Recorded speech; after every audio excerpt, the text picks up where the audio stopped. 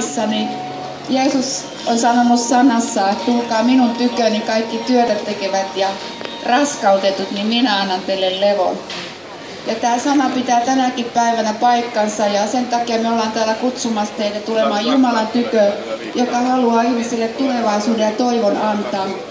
Älä jätä tilaisuutta käyttämättä, vaan rukoile Jeesusta elämääsi ja anna pelastaa itsesi, sillä Jumalalla on hyvä tahto sinun elämääsi. Aamen. Kiitos Aila. Tuolta tultiin tänne Kolmesepän patsaalta ja kun huomattiin, että täällähän voidaan myös pitää katukokous, niin ollaan täällä hetken. Ja meillähän on tuo sanoma teille, että Jeesus on Herra ja että Jumala haluaa muuttaa sinun elämäsi. Jeesus on vastaus joka asiaan. Hän on vastaus juuri sinulle.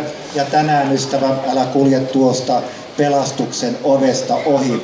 Raamattu sanoo tällä tavalla näin, että kaikille, jotka ottivat hänet vastaan, hän antoi voiman tulla Jumalan lapseksi niille, jotka uskovat hänen nimeensä. Jumala odottaa sinua.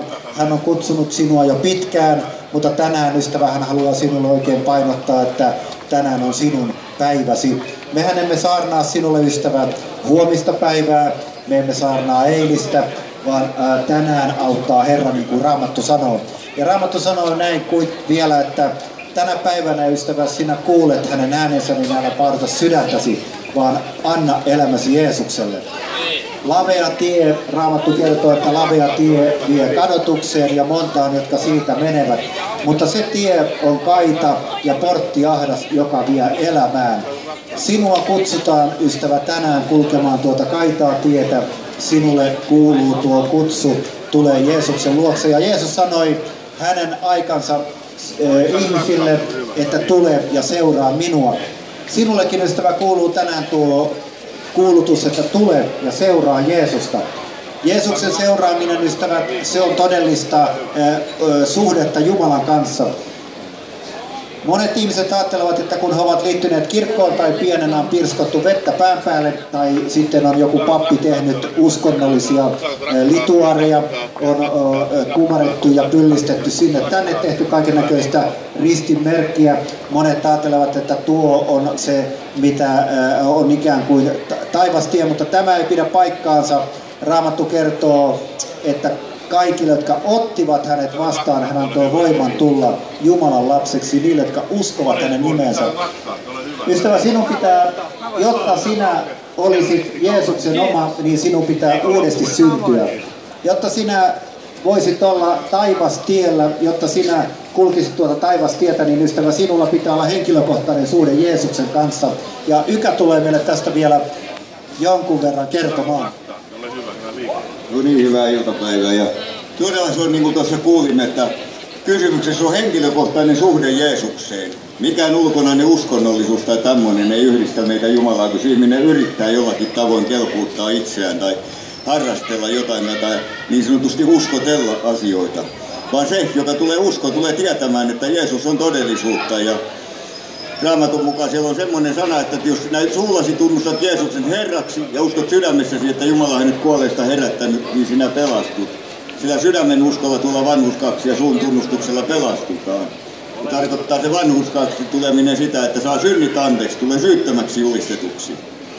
Se on todella rauha, joka tulee sisimpään, se varmuus siitä, että on saanut kaikki anteeksi Jumalalta, mitä on tehnyt ja mitä on vaikkapa ajatellut.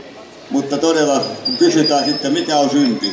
Synneistä suurin on se, että ihminen elää erossa Jumalasta. Ja nämä muut sitten, tämmöiset enemmän tai vähemmän näkyväiset asiat, ne on sitten sitä synnin hedelmää. Mutta kun asian ja ongelman haluaisi Jumala ratkaista kerralla siten, että antaisit elämäsi Jeesukselle. Ja tuo, mistä kuulimme, että pyytäisit tuon voiman tulla Jumalan lapsiksi. Se on kaikille tarjolla.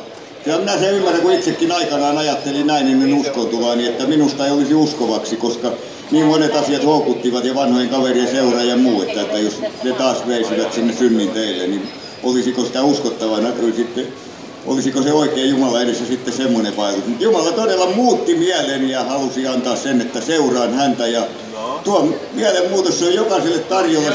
Se on parannuksen teko. Sieltä tulee kommenttia näköjään meille, mutta se, että täytyy aina muistaa, jos joku kadotustuomio lausuu, niin hänen täytyy varoa, ettei hänelle sitä lausuta. Me emme sitä Me todella rakkaudessa me toivomme, ettei yksikään sinne joutuisi. Näin sanoo Raamatun sana, että sillä niin on Jumala maailmaa rakastanut, että hän antoi ainokaisen poikansa, ettei yksikään, joka häneen uskoo, hukkuisi, vaan hänellä olisi iankaikkinen elämä. Todella monet jopa ymmärtää tämän, että se on todellisuutta, että ihminen voi joutua, jos hän elää täällä ajassa erossa Jumalasta, ihan sen tilan jatkuessa. Sitä seurasi iankaikkinen kadotus, kun joku kysyy, että mitä tulee tehdä, että sen joutuisi eroon Jumalasta. Joku voi olla vain passiivinen näissä Jumalan asioissa. Meidän tulee sydämessä mikään kuin kurottautua tuohon armoon, mutta se armo on myös tarjolla. Sanan mukaan, niin lähestykää Jumalaa, niin hän lähestyy teitä. Etsikää Jumalaa, niin jokainen etsivä löytää ja anova saa ja kolkuttavalle avataan. Se on nimittäin se, että kun sinä lähdet yhden askeleen itse Jumalaa kohti, niin hän tulee varmasti moninkertaisesti vastaan ja puhuu sinulle ja tarjoaa tuota rakkaudessa tuota armoa, joka on hänen pojassaan Jeesuksessa Kristuksessa. Ainoa asia, johon Jumala ei puutu, se on sinun oma vapaa tahtosi. Me olemme täysin vapaaehtoisesti uskossa, olemme halunneet seurata Jeesusta ja Jumala on halunnut, että me todella kertoisimme muillekin. Olisimme kovasti sadistisia, jos kun tiedämme tuon armon lähteen, niin pitäisimme vain omana tietonamme. Näemme, että monet kulkevat erossa tuosta tiestä, erossa Jumalasta, niin kuin itsekin aikanaan ennen uskontuloamme. Jumala ei tuota meille syyksi lue, olemme saaneet sen tien anteeksi uskoa edeltävän ajan, mutta toivomme todella, ettei kenenkään tarvitsisi kärvistellä, ei siitä mitä hän tekee täällä ajassa. Sielun vihollinen saatana, se haluaa viedä sinun tulevaisuutesi ja Jeesus sanoikin, että varas ei tule kuin varastamaan, tappamaan ja tuhoamaan, mutta minä olen tullut, teillä olisi elämä ja olisi yltäkylläisyys. Tuo Jumala vastustaa se myös valehtelua, se haluaa varastaa sinun tulevaisuutesi ja myös sinun iankaikkisuutesi. Myös täällä ajassa sinulle tarkoitetun hyvän elämän. Jumala haluaa antaa täyspainoisena ja se on mahdollista, kun tulet Jeesuksen luokse. Tule hänen luokseen ennen kuin on myöhäistä.